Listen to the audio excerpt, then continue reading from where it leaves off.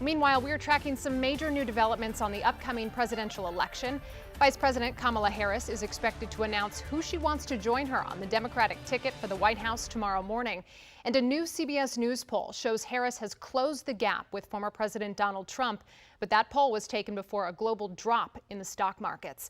Skylar Henry joining us live from the White House with what this all means. Skylar, good afternoon.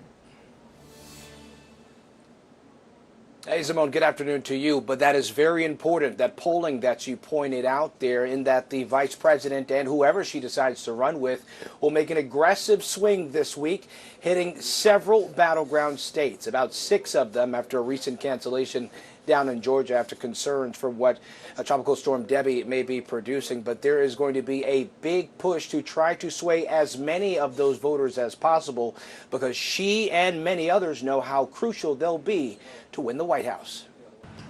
Vice President Kamala Harris left the Naval Observatory Monday afternoon, headed to meetings at the White House. On Sunday, at least 3 running mate finalists were seen arriving at the vice president's home for in-person interviews. Harris is expected to pick one of these 6 men to join her on the Democratic ticket. CBS News has learned she plans to announce her choice Tuesday morning, just in time for a new running mate to join her for a campaign swing through 7 battleground states. It's an honor to be considered, but regardless of what happens through the process, I'm going to do everything I can to get Kamala Harris elected as President of the United States this November. A new CBS News poll now shows Harris statistically tied with former President Trump in those battlegrounds, as well as nationally. The poll shows a big jump for Democrats compared to when President Biden was still running.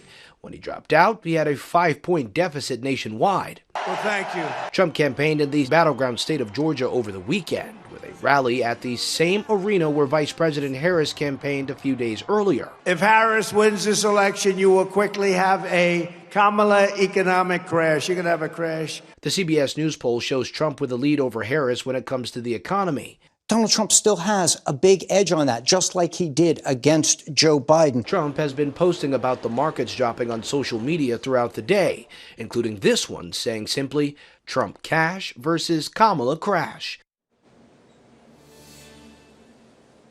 So what will also be interesting is to pay attention to what areas the former president will continue to try to focus on as he himself pursues the White House as well on the campaign trail. Obviously, the economy is one where he is polling well, but will he go after the vice president for her stances on immigration? And will he go after the vice president for her positions on the crisis in the Middle East as well? We'll have to wait and see. All right. Skylar, I wanted to know, I'm curious here, if we go back to the VP pick coming down tomorrow, has there been any word on how Kamala Harris will be making that vice presidential announcement?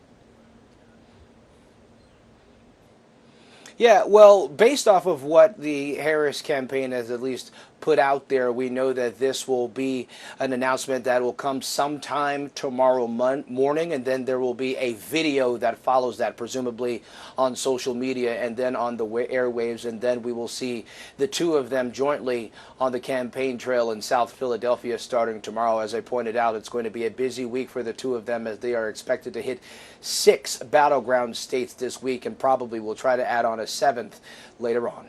All right. Skylar Henry for us tonight. Thank you.